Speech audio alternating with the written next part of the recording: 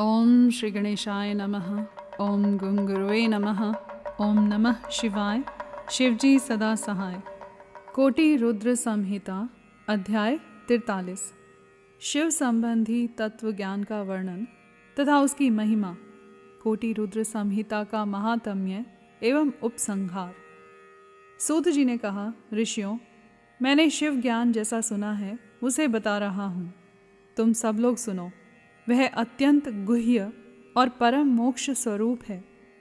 ब्रह्मा, नारद, सनकादि मुनि, व्यास तथा कपिल, इनके समाज में इन्हीं लोगों ने निश्चय करके ज्ञान का जो स्वरूप बताया है उसी को यथार्थ ज्ञान समझना चाहिए। संपूर्ण जगत शिवमय है। यह ज्ञान सदा अनुशीलन करने योग्य है। सर्वज्ञ विद्वान को यह निश्चित रूप से जानना चाहिए कि शिव सर्वमय है। ब्रह्मा से लेकर तृण पर्यंत जो कुछ जगत दिखाई देता है वह सब शिव ही है। वे महादेव जी ही शिव कहलाते हैं। जब उनकी इच्छा होती है तब वे इस जगत की रचना करते हैं। वे ही सबको जानते हैं, उनको कोई नहीं जानता। वे इस जगत की रचना करके स्वयं इसके भीतर प्रविष्ट होकर भी इससे दूर हैं। वास्तव में उनका इसमें प्रवेश नहीं हुआ है, क्योंकि वे निर्लिप्त सच्चिदानंद स्वरूप हैं। जैसे सूर्य आदि ज्योतियों का जल में प्रतिबिंब पड़ता है, वास्तव में जल के भीतर उनका प्रवेश नहीं होता, उसी प्रकार साक्षात शिव के विषय में भी समझना चाहिए। वस्तुतः तो वे स्वयं ही सब कुछ हैं। मतभेद ही अज्ञान है, क्योंकि शिव से भिन्न किसी द्वैत वस्तु की सत्ता नहीं है। संपूर्ण दर्शनों में मतभेद ही दिखाया जाता है, परंतु वेदांती नित्य अद्वैत तत्व का वर्णन करते हैं। जीव परमात्मा शिव का ही अंश है, परंतु अविद्या से मोहित होकर अवश हो रहा है और अपने को शिव से भिन्न समझता है। अविद्या से मुक्त होने पर वह शिव ही हो जाता है।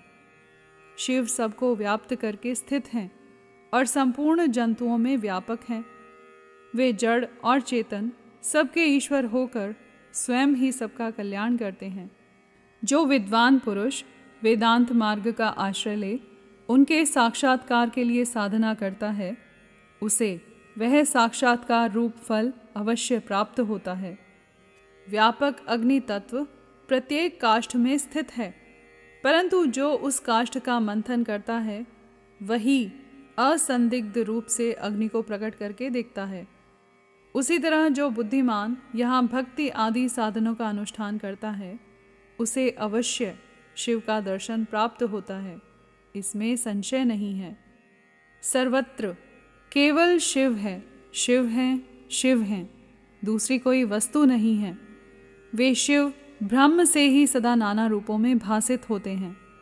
जैसे समुद्र, मिट्टी अथवा सुवर्ण ये उपाधि भेद से नानात्व को प्राप्त होते हैं, उसी प्रकार भगवान शंकर भी उपाधियों से ही अनेक रूपों में भासते हैं।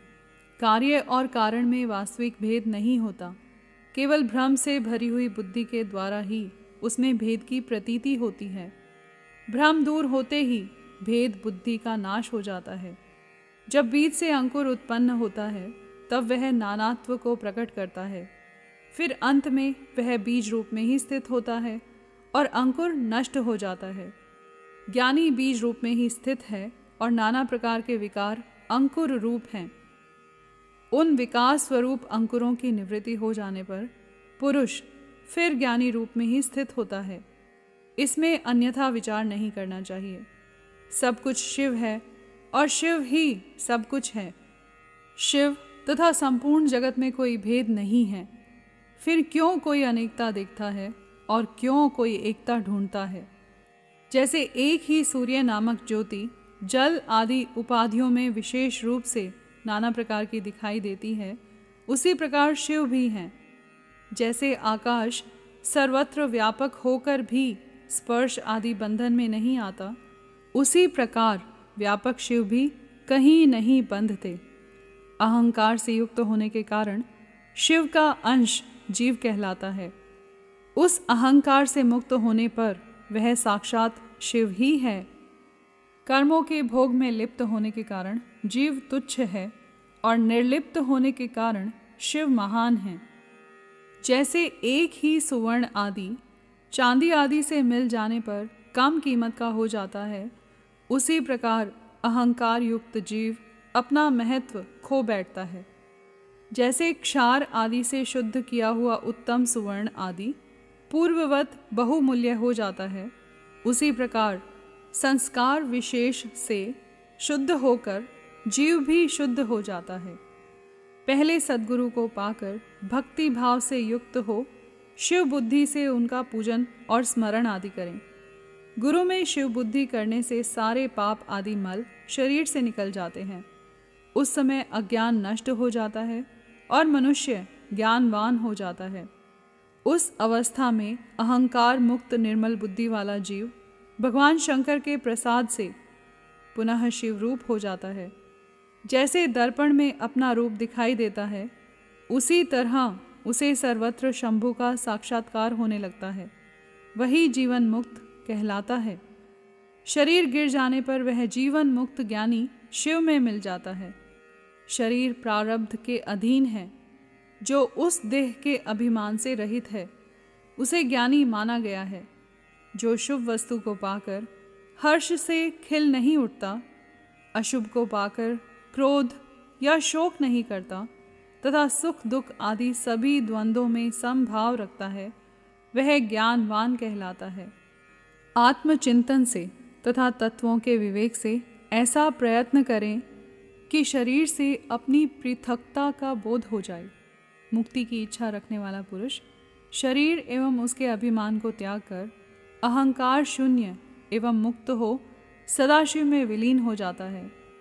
अध्यात्म चिंतन एवं भगवान शिव की भक्ति ये ज्ञान के मूल कारण हैं।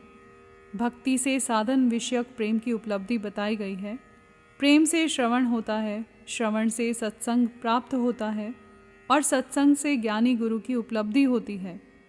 गुरु की कृपा से ज्ञान प्राप्त हो जाने पर मनुष्य निश्चय ही मुक्त हो जाता है।